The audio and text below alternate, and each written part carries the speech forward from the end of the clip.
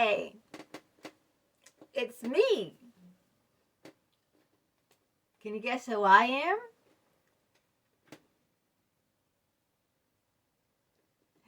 I'm the Jester. Welcome. It's Sandy Wyllie, in case you haven't noticed.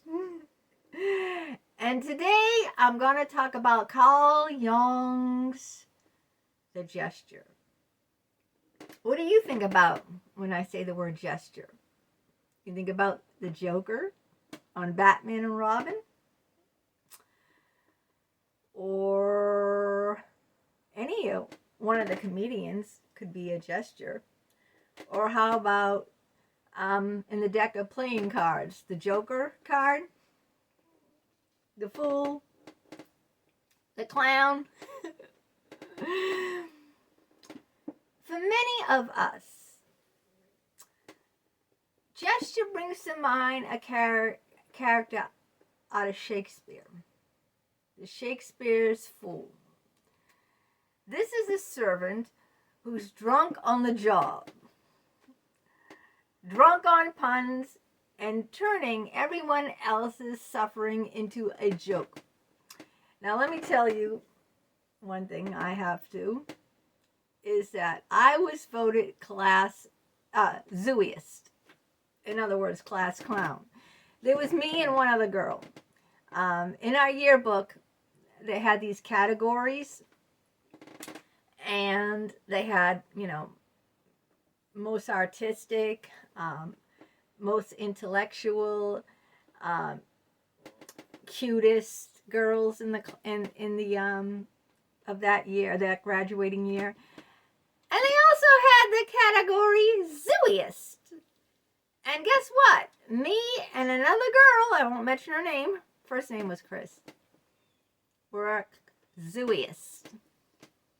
I wonder if that was an indication of something. All right. The Jester is a tool for social commentary and comic relief. They also have a dark side. The shadow side, and a perfect example of the shadow side would be, what movie am I thinking about? The Joker movie?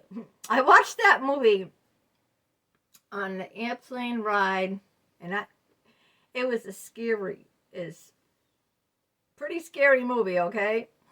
And I watched it on an airplane, and I hate flying, okay? So I was scared just to be on the airplane, and number two, the movie was scary, because he was a psychotic Joker.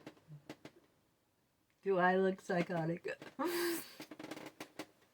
right, but this one-dimensional version of the Joker does not even begin to cover the full potential of the Jester archetype. I'm calling it the Joker, okay? It's the Jester archetype. They seem to be one and the same to me, but this is the Jester archetype. An artfully designed Jester can give depth to your theme, spur your hero into action, right? The Batman going after what? The Joker, right? And even inspire self-examination into your readers.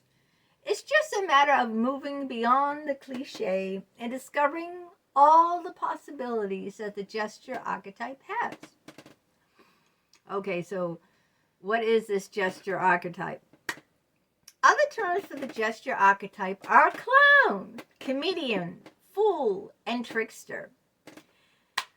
As you probably guessed, the defining trait of a Jester is humor. Always make things funny. Always laugh. Always make light of a situation. Turn something bad into a joke.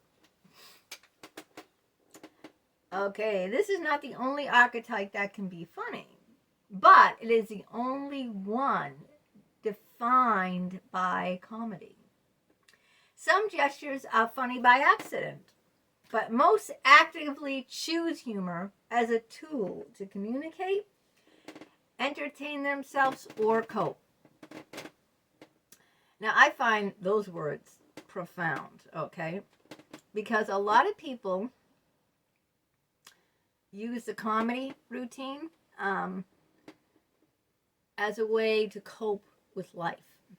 You know, oh, just make a joke or just laugh at it. A lot of people who have the painted on smile are also the most loneliest, saddest, depressed people inside.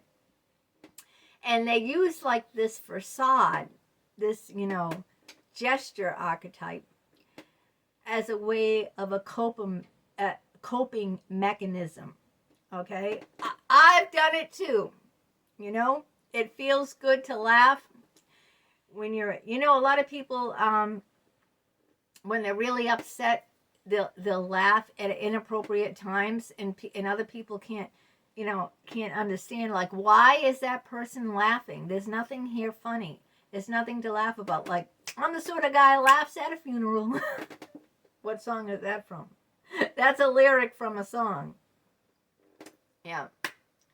It's been 1 week since you looked at me. But that's very true. I have used the Joker or the Jester. I interchange the two. I don't know if Carl Jung would be happy with that.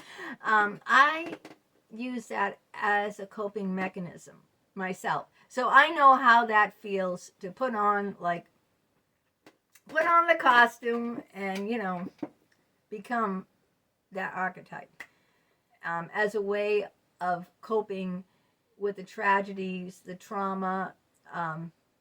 Like I said, in high school, I was the zooeyest. I had a very horrific upbringing where y'all know about that from my other videos, so I don't want to bore you here. Go look at my other videos. And that was my way to cope, to always be like the Joker, you know, voted class, you know, the zooeyest of the class, me and one other girl. We don't often learn about the Jester's inner life or backstory. This is why when I turned into my 50s, I decided, you know, that before I die, I want to get my life story out there. That's why I have all these books on Amazon. You know, I published all these books because I wanted to get my backstory out there, you know, because I don't think anyone really took me for real, or I don't think anyone took me serious because, you know, they'd only see, you know, the clown. They wouldn't see the person who's dying, who's broken, who's badly wounded, who's badly scarred inside of me. So I wanted to get my inner life, my background, my backstory, as Jung as Jung is saying. I wanted to get my backstory out there, and it took me to be in my 50s to be able to do that. To say, you know, look at me, look at the whole me, not just the painted on me, not just the flashy me, not just the Joker me, the funny me. Look at my whole, you know, look at my backstory. This is my backstory. You know, this is how I derived to be the person I am today. Look at my inner turmoil, my inner wounds that aren't visible, you know, through the painted mask and the flashy lights, you know, and, you know, the rhinestones and the sexy outfits and all this. Look at who I am inside.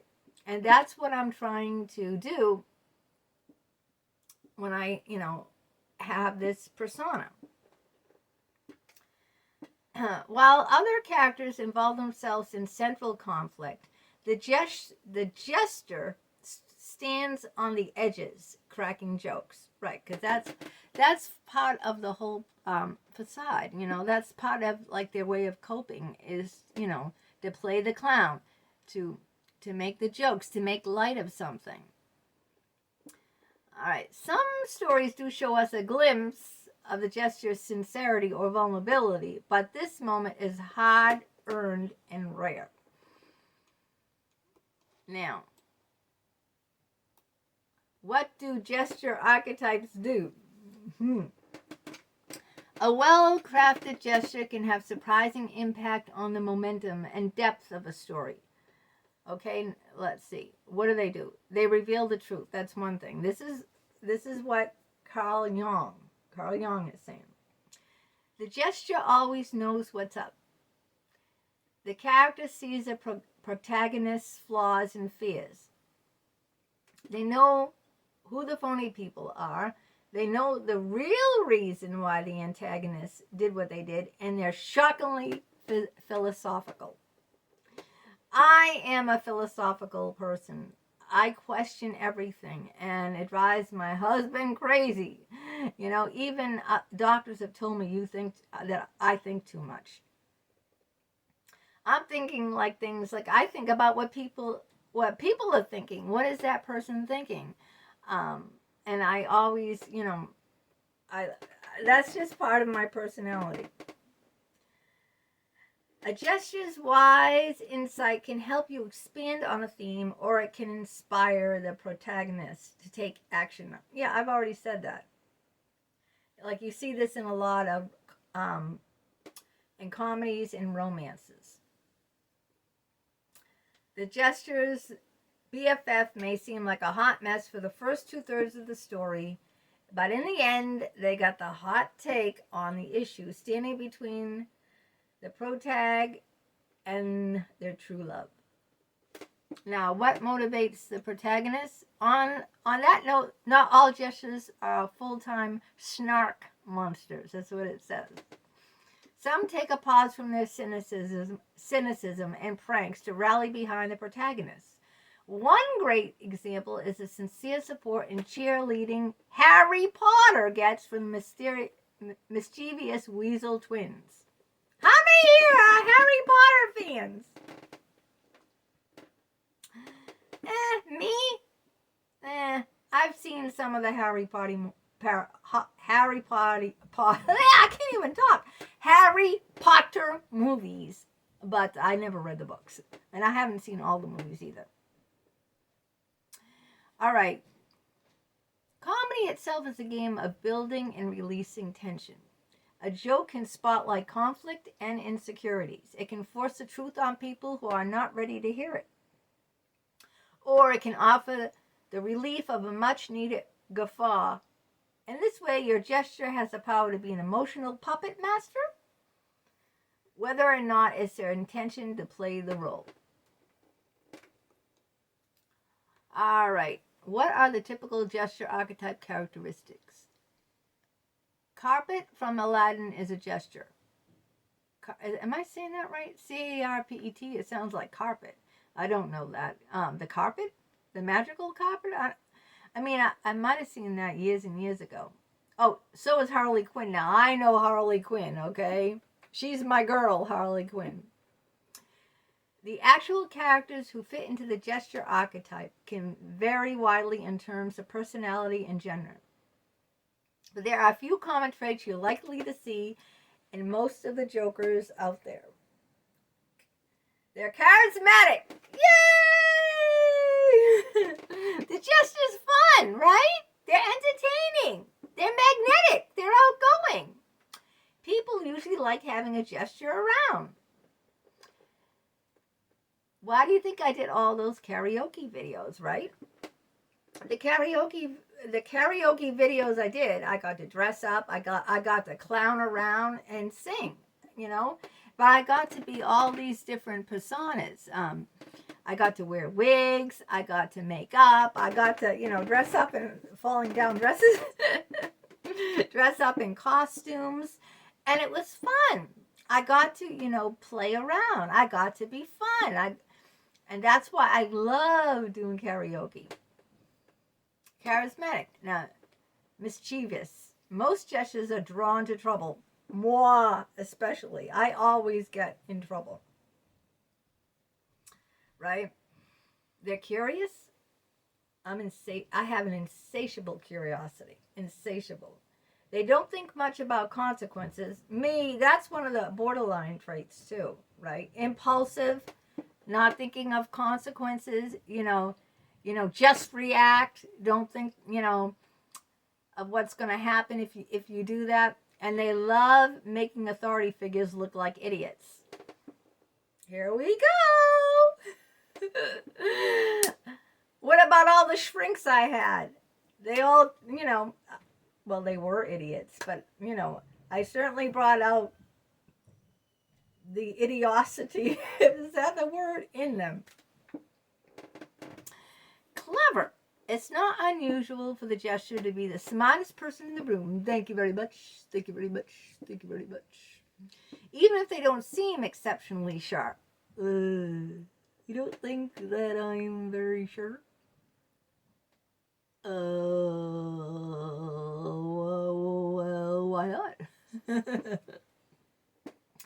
In the traditional sense, they don't seem sharp, but they're uniquely insightful and observant. And I've had many psychologists tell me I'm extremely insightful person. The jester loves a good paradox, loves playing devil's advocate, and loves using humor to outwit hypocrites and those in power. And I'm in that in spades. Impulsive. That's me in spades. Impulsive. The jester tends to be restless and impulsive. That's me in spades. I am extremely impulsive. And that's a characteristic of the borderline personality disorder. Sometimes they chase what thrills them without considering the consequences to themselves or others. Did you just hear that? This is me in spades. I got to put jester as my number one thing. You know, they chase thrills without considering the consequences to themselves or others. That's me in spades. In darker portrayals, you might see a jester struggling with addiction and other impulse control issues.